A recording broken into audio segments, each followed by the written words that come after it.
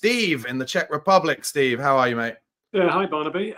Well, I've didn't have so much grey hair that I have now before the game. That was unbelievable. It was totally mind blowing. I'm sort of in shock like most people. Yeah, just showing the kind of rest of Ange's interview. I'm not listening to it, but he's got a big smile on his face. Let's actually start, Steve, just because you're a regular as well. Let's start with the first half, and I'd like to ask you about Dominic Solanke's performance. He got that first goal and then the second goal in the second half, but we've got a real deal striker, haven't we? Yeah, I must admit, I was not the jury was out, but I was a bit concerned that he'd only scored 1 or 2 goals, which I thought were particularly sort of good and not tap-ins. And the goal he got, it was a very difficult strike. It was on the half volley, I believe, and just on the inside of the box. But he reacted faster than anyone else, and he's not the fastest player by any means on the pitch at the time. And he reacts fastest of all. He scored a few rebound goals this season, hasn't he, Steve? That's one of his things. Yeah, that is. Yeah, he reads it well. And the second goal he took superbly. Yeah, let it run across his body, made a couple of steps inside, and then put it in the corner. I was totally, I was obviously surprised and elated that he took that goal. Yeah, so very pleased with his play and his link-up play. As we said before, he's superb. He works tirelessly. And Steve, talk me through how you were feeling within your own body when that second mistake from Fraser Forster happened. I was actually going to post before the game started because he said, I think Basuma's due for a good game. And I was going to write, you're dead right there. And I'm afraid to think that Fraser Forster's due for a bad one. But I relented from putting that in there. But I must admit, when that went in, I just thought, oh, here we go. I've been a fan since the 66-67 series, and I was seeing quite a lot. But I was thinking, oh my God, I can't believe we're going to throw this away. And unfortunately, one of my brothers is a staunch Arsenal fan. Oh dear, dear. So I was getting the text, there we go, and all the rest of it. So, but it was bad. It was. He's not the fastest on his feet. I felt sorry for him, but bad, I thought. Just to get into the comments, Boone Sengli says heart attack. TSOM says Solanke is a proper centre forward. That second was brilliant. Completely agreed. Be Good Now 5 says Dom is a poacher. But I think he's a poacher, but his hold-up play, I mean, I know I've talked about this for a few weeks now, but his hold-up play is better than Harry Kane's hold-up play was. Now, he's not like a 9 and 10 like Kane. He's not an incredible passer, and he's not going to score you goals from outside the box the way Kane did. But he brings us something, I think, anyway, in that final third that allows us to recycle the ball and keep the ball in that final third the way we weren't able to do last season. Yeah.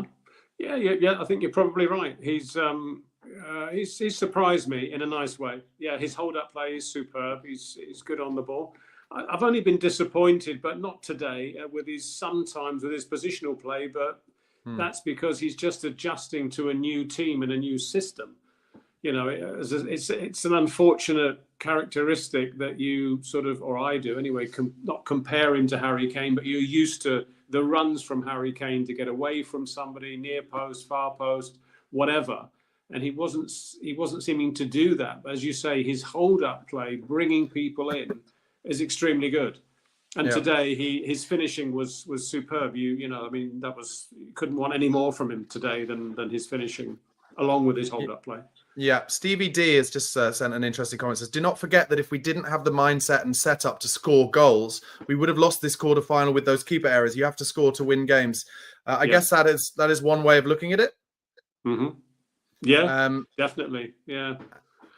And it's nerve-wracking. Yeah, go on. Sorry, go on. Yeah, it is nerve-wracking. It is nerve-wracking. But listen, to be fair, Ange is keeping up his end, isn't he? In that we all wanted better football when we had Conte and Mourinho, and we have better football. And we're in our first semi-final for a few years. Yash is just sending in some stats. Stat alert: first time we've beaten United home and away in the same season since 89-90, and we beat them three times, including in the League Cup. Okay, wow. So there we go. That's a good little stat there. TSOM says we do need a different type of striker for options. Now they are apparently very interested in Jonathan David. We definitely need more options because, listen, if if Solanke got injured now, we would be up the creek without a paddle, just in the same way that in a little work, what we saw with Vicario today. Yeah, I think he's incredibly important. Now, Steve, I want to ask you about Jed Spence. What were your thoughts on his performance? He was tremendous, especially in the first half. He was, breaking down the flank. He was overlapping. He's immense. I don't know how tall he is, but he's extremely powerful on the ball. And to me, maybe it's because Ndogi is now getting tired as the season goes on. He's been overplayed. But Jed Spence just seems well up for it, and I'm very pleased we've got an option there. Yeah, absolutely. First class. Tony Bell says Spence was crack on in this match, man of the match for sure. Simon Wood says I'd play Spence ahead of Udogie, who was dropped off big time from last year. Gray's going to be a world class as a central midfielder. Bergvall's slowly adjusting and will be class next season. I mean, that's it, isn't it? It's like the youngsters. It feels a lot like, these injuries have kind of probably forwarded on the development of some of these kids quicker than it would have happened already. So that is a positive. But the key is, I think we need to get the results over the rest of December and early January to keep Ange in the job when the injuries come back, so that then we can really see the benefits. Yeah, that's right. I would really hate for us to get rid of Ange. That would be that's not a good idea at all, and that's putting it mildly. We need to see it out, and he needs to be given a chance, because these injuries are nobody could handle the injuries and the depth of squad that he hasn't got at the moment. TSOM says Spence is a real handful, so happy with him. Robin Kim says Jed's speed is so great. And Kai McDonald makes a good point, and I want to ask you about this, Steve. Timo Werner not even on the bench today, and I certainly haven't heard or read anything as to why. And actually, Yesh says in the comments, Timo should be on a boat back to Germany. How do you feel? Is it likely, apparently Mikey Moore is back in training, so is it likely we might have seen the end of Timo Werner? I shouldn't be unkind and say I hope so, but my opinion in watching football is I hope so. I'm sorry to say.